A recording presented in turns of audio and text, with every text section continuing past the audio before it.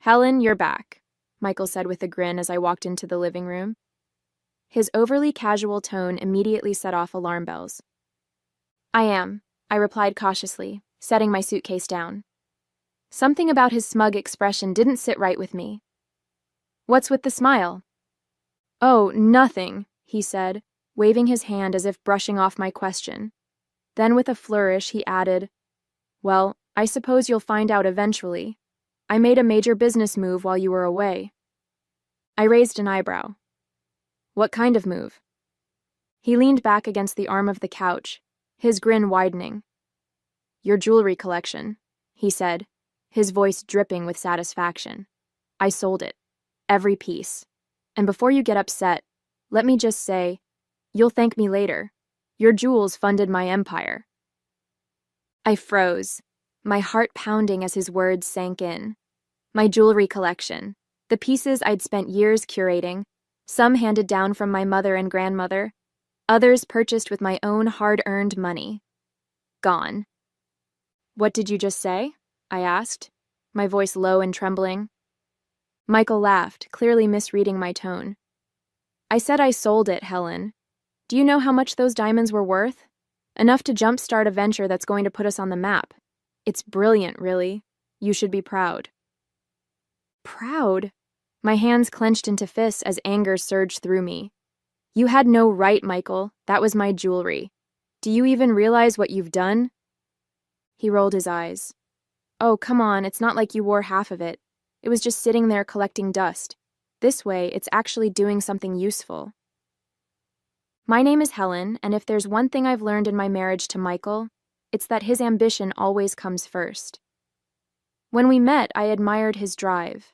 He had big dreams, and I believed in them. But over the years, I started to see the cracks. How his charm masked a tendency to bulldoze anyone who got in his way. Still, I never thought he'd stoop this low. The jewelry collection wasn't just valuable. It was deeply personal. Every piece had a story, a connection to the life I'd built for myself. And now it was gone, just like that, because Michael had decided my possessions were his to use. But what Michael didn't know, what made his smug grin so infuriating, was that I wasn't as careless as he thought. A few months ago, after hearing about a string of local burglaries, I'd taken precautions. My most valuable pieces had discreet tracking devices embedded in their clasps. I forced myself to stay calm, hiding the storm of emotions brewing inside me. Michael thought he'd won, but the game had only just begun. That night, I sat in my bedroom, staring at the open drawer where my jewelry box used to be. The empty space felt like a void, a physical reminder of what Michael had stolen from me. The anger bubbling inside me was almost too much to contain. He hadn't just sold jewelry, he'd taken pieces of my history, things I could never replace. The sapphire ring my grandmother had given me on her 80th birthday. The diamond bracelet my mom wore on her wedding day. Even the gold pendant I'd bought for myself after landing my first big job. Every piece meant something, and Michael had tossed them away like they were nothing more than a stepping stone for his empire. My fingers hovered over my phone. I wanted to call him out right then and there, scream at him, demand answers. But I knew better than to confront him when I was this angry. Instead, I opened the tracking app I'd installed months ago. The screen lit up with a map, little red dots scattered across the city. My breath caught as I realized they were still active. My necklace was at a jewelry consignment store downtown. The bracelet? It had already moved to a warehouse in the industrial district. The app even showed timestamps, tracking the journey of my belongings as they changed hands. A grim sense of satisfaction replaced my anger. Michael might think he'd pulled one over on me, but I had something he didn't. Evidence. If the tracking data was accurate, I could not only find out where my pieces were, but also prove that Michael had stolen them. I picked up my phone and called Megan, my best friend and the one person I could always count on. "Megan," I said as soon as she answered, "you're not going to believe what Michael did." "What now?" she asked, already exasperated. I explained everything, the sale, his smug attitude, the tracking devices. By the time I finished, she was as furious as I was. "Helen, you have to go to the police," she said firmly. "I will," I said, feeling a flicker of determination. "First thing tomorrow." I ended the call and sat back, staring at the glowing dots on the screen. Michael had no idea what was coming, and for once I felt like I had the upper hand. The next morning I walked into the local police station, my phone in hand and my nerves wound tight. I'd never had to file a report like this before, but Megan's voice echoed in my head. "You have to go to the police." She was right. If I let Michael get away with this, he'd only push the boundaries further. At the front desk, a kind-looking officer greeted me. "How can we help you today?" "I need to report a theft," I said, trying to keep my voice steady. "Was it your property?" "Yes," I replied, taking a deep breath. "My jewelry collection. It was sold without my consent." The officer's eyebrows rose slightly, but he nodded. "Let's get some details." He motioned for me to follow him to a desk, where I explained everything. Michael's actions, the value of the jewelry, and the tracking devices I'd installed. When I showed him the app, his expression turned serious. "This is excellent evidence," he said, jotting down notes. "If these tracking devices are active, we may be able to retrieve some of the items. Do you have a list of what was taken?" "I do," I said, pulling out a notebook I'd filled with every piece and its approximate value. It felt strange, almost surreal, as the officer read through the list. The sapphire ring, the diamond bracelet, the gold pendant. They were more than just numbers on a page.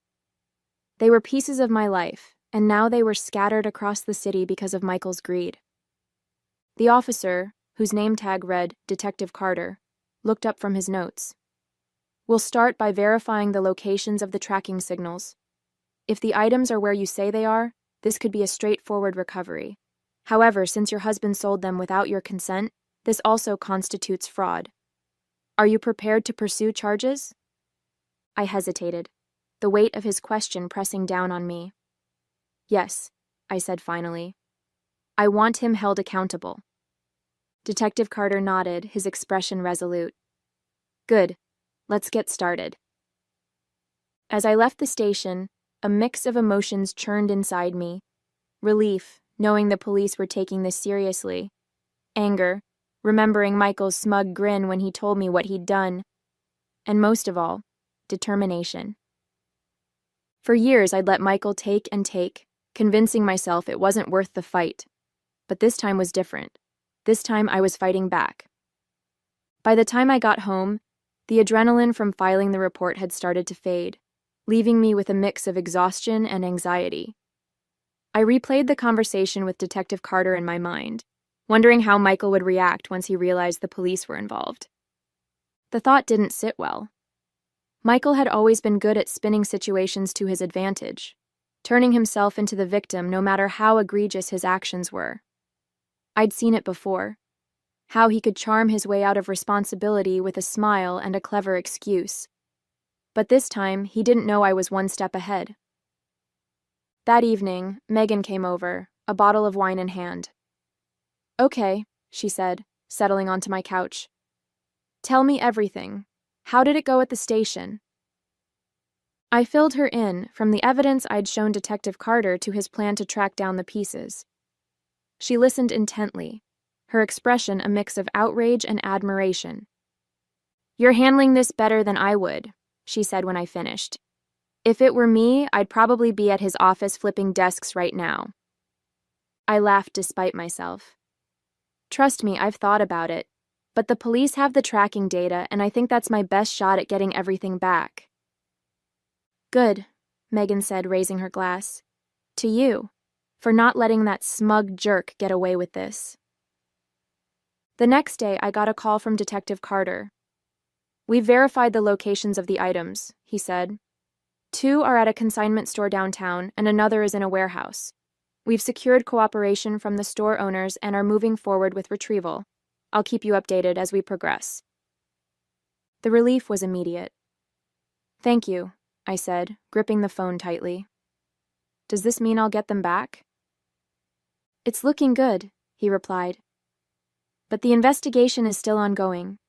We've also flagged your husband's financial activities. I don't want to alarm you, but there may be more going on than just the jewelry sale.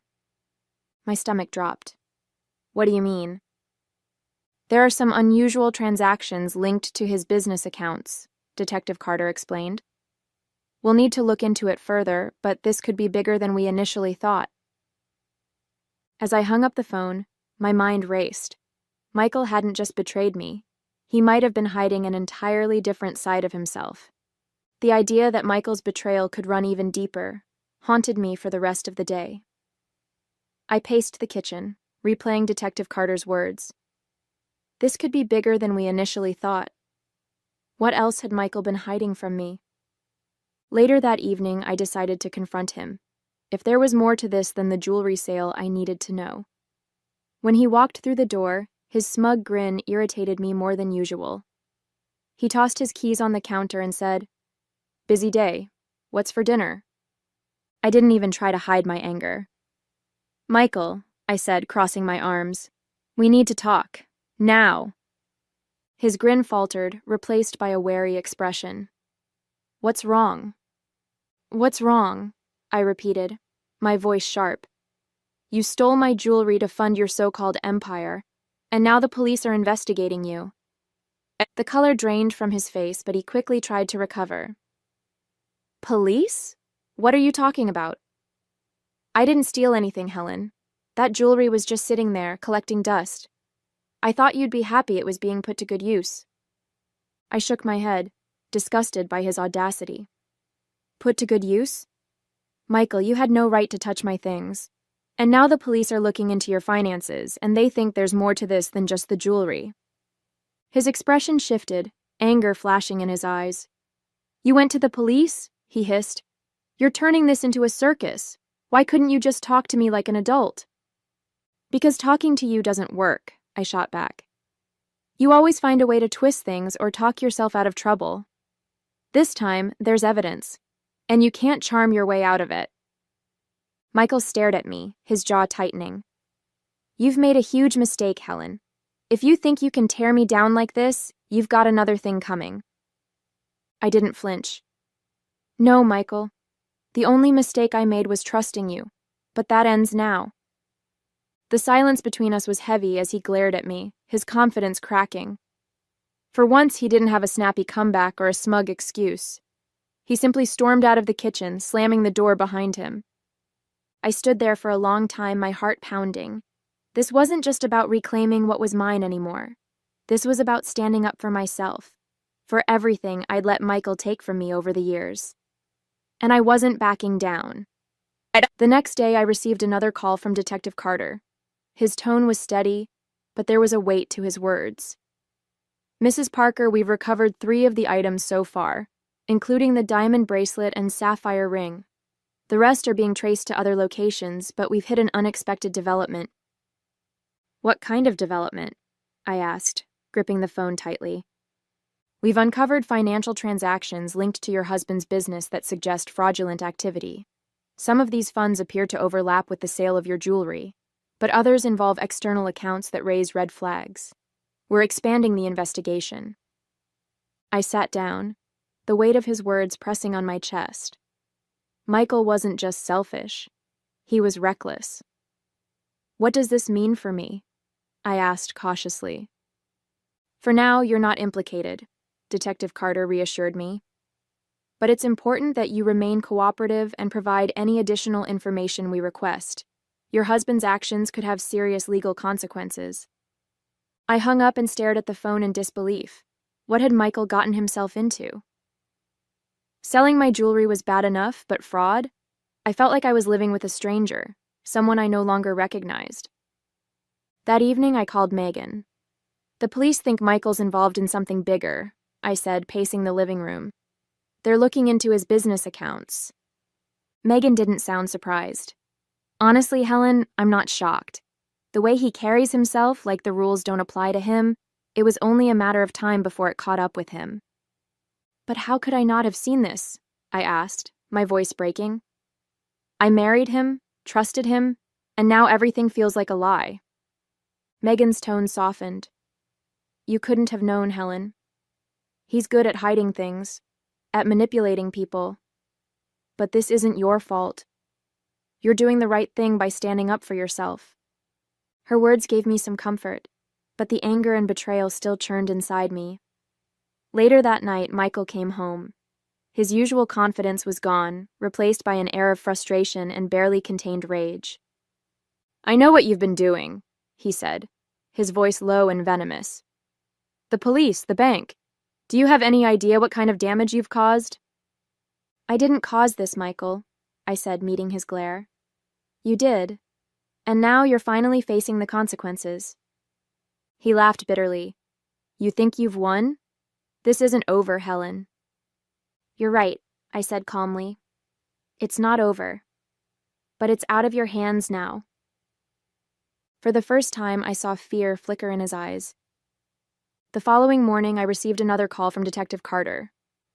"Mrs. Parker," he began, his tone steady but serious. "We've recovered several more items from your jewelry collection. They were traced to a private auction house downtown." Relief washed over me. "Does that mean I'll get them back soon?" I asked, my voice trembling with a mix of hope and exhaustion. "Yes," Detective Carter confirmed. "We're working through the legal process to return the recovered items to you.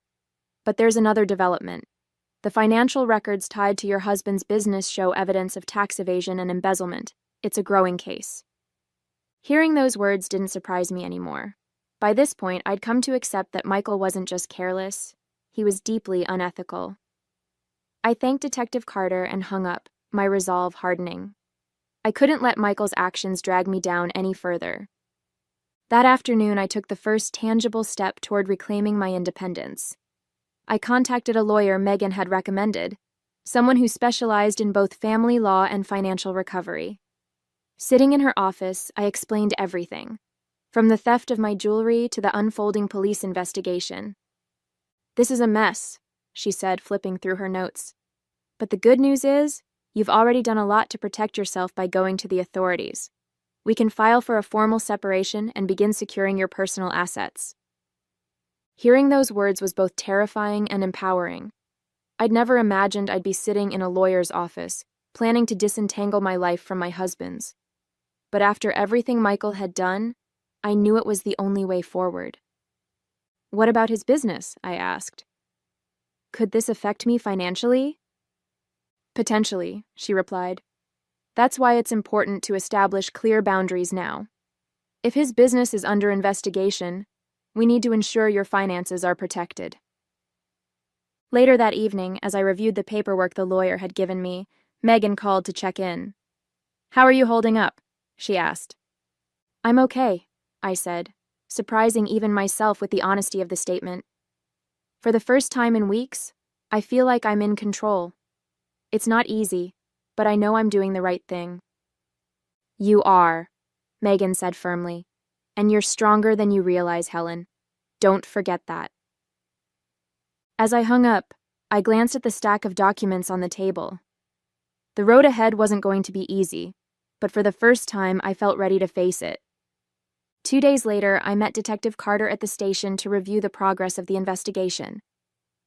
"Mrs. Parker," he said, gesturing for me to sit across from him, "we've traced almost all of your jewelry and confirmed it was sold through high-value channels.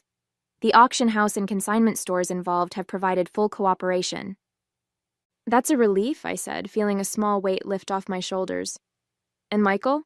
What's happening with him?" Detective Carter leaned forward, folding his hands on the desk. "The evidence against him is significant. Between the unauthorized sale of your jewelry and the fraud tied to his business accounts, the DA is preparing charges. He's not going to walk away from this." Hearing those words filled me with a mix of satisfaction and sadness. Michael's actions had hurt me deeply, but knowing he would face consequences was a step toward justice.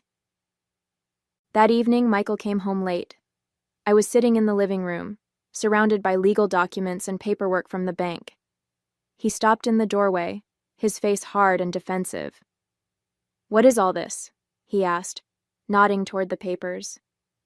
"Divorce filings," I said evenly, not looking up from the page I was reviewing. His eyes widened, and for a moment I saw genuine shock on his face. You're divorcing me? He asked, his voice tinged with disbelief. Yes, Michael, I said, meeting his gaze. This is the end. I won't let you drag me down with you any further. He scoffed, running a hand through his hair. You think you're going to come out of this unscathed?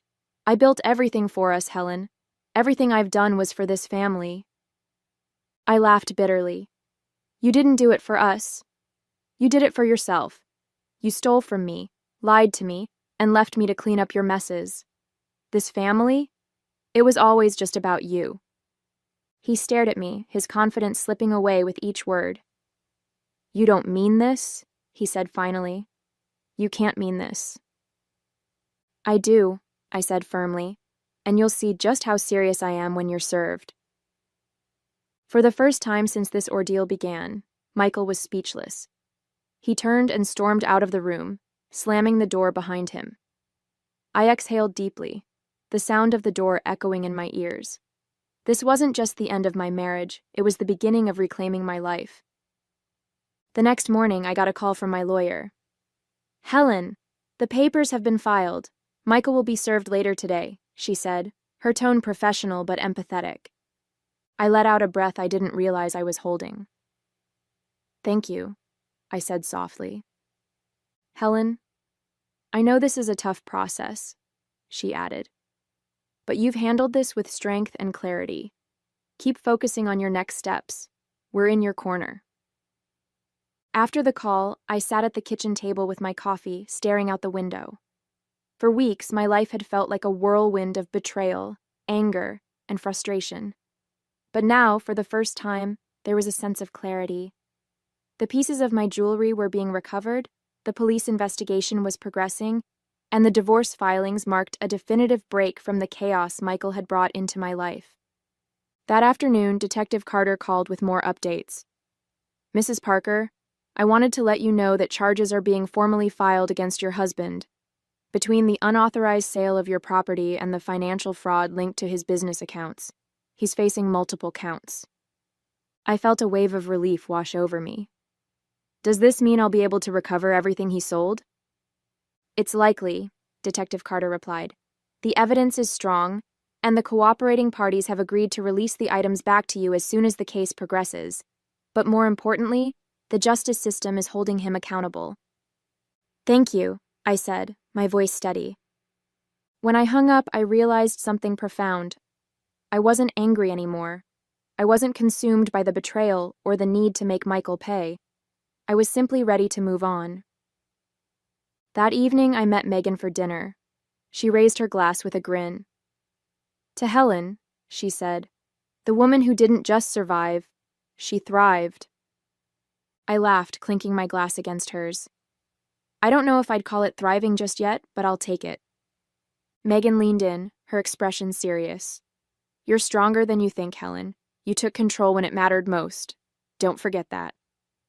Her words stayed with me as I drove home that night. For years, I'd let Michael's ambition overshadow my own sense of self-worth. But now, as I looked ahead, I saw nothing but possibilities. A week later, I received a call from Detective Carter. Mrs. Parker, he said, his tone lighter than before. I wanted to let you know we've recovered all but one piece of your jewelry. The remaining item is still being traced, but the majority of your collection is ready for you to reclaim. Hearing those words felt like the final piece of a heavy burden being lifted off my shoulders. Thank you, Detective, I said, relief evident in my voice. I can't tell you how much this means to me. We're just doing our job, he replied.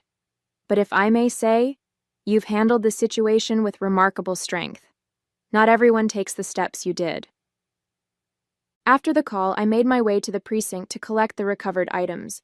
As I held the sapphire ring my grandmother had given me and the diamond bracelet from my mother, I felt a deep sense of closure. These weren't just pieces of jewelry. They were symbols of the life I'd worked so hard to preserve, now returned to me. The day Michael was formally charged, I received a curt message from him. You really had to drag this out, didn't you? I hope you're happy now. I didn't respond. There was no point. Michael had made his choices, and now he was facing the consequences. My energy was better spent on myself, on rebuilding, on moving forward. That evening, I went through the remaining paperwork with my lawyer.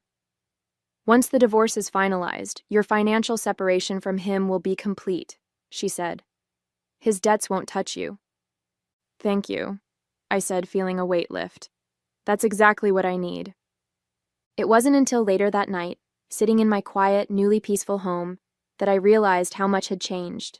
The betrayal, the anger, the hurt, it was all still there, but it no longer consumed me. I'd learned how to set boundaries, how to fight for myself, and how to let go of what I couldn't control. Megan called to check in, her usual upbeat tone lifting my spirits. So, what's next for Helen Parker? She asked. Honestly, I said, smiling for the first time in what felt like forever. Anything I want. As I hung up, I looked around my home.